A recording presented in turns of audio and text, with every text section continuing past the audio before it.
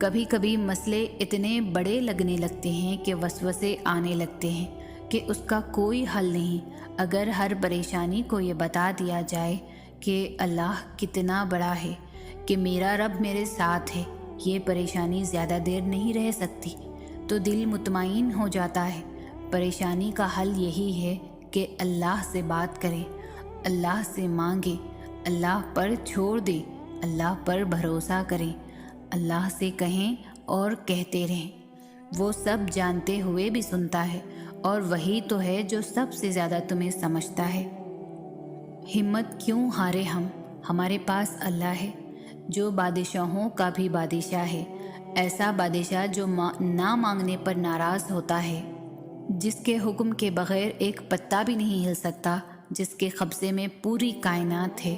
مجھے پورا یقین ہے آج نہیں تو کل اللہ میری اور تمہاری دعاؤں پر ضرور کن فرمائے گا۔ ناممکنات اور دعاؤں کے ناقبول ہونے والے وسوسوں سے پریشان ہو کر اللہ سے اشارے مانگتے ہو کہ تمہاری دعا قبول ہوگی بھی یا نہیں، تو سب سے بڑا اشارہ تو خود تمہارے سامنے ہے۔ اگر اللہ مانگنے کی توفیق دے رہا ہے نا، تو نہ ملنے کا شک تو بنتا ہی نہیں۔ کیوں ناممکن اور ممکن میں خود کو الجھایا ہے؟ اللہ پر یقین رکھنے والوں نے ہر مسئلے کا حل پایا ہے۔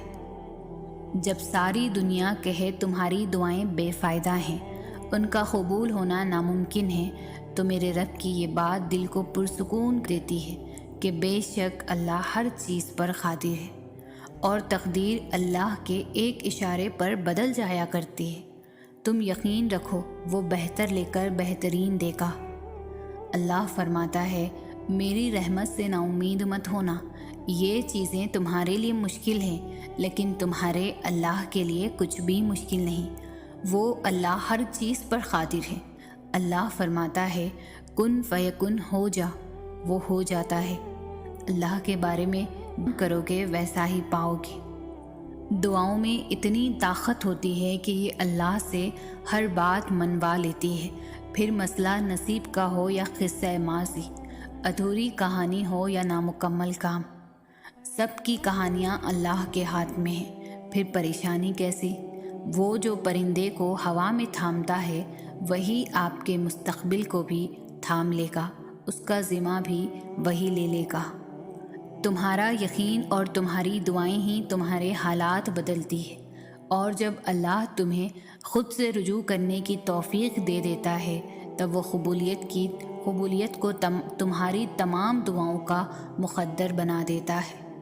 تم نصیب اور وقت سے لڑتے رہتے ہو، یہ سوچے بنا ہی کہ نصیب لکھنے کا اختیار تو اللہ نے تمہیں دے رکھا ہے کہ اپنی دعاؤں سے جب چاہو جو چاہو بدل ڈالو۔